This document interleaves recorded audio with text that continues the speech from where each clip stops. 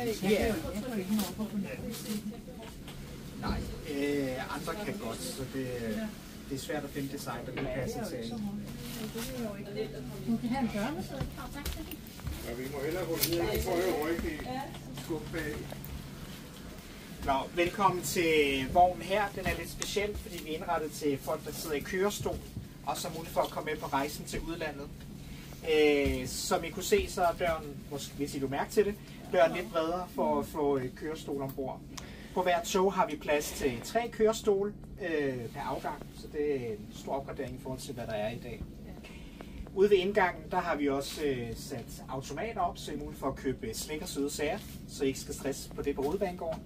Der bliver også en automat til varmedrikke også undervejs.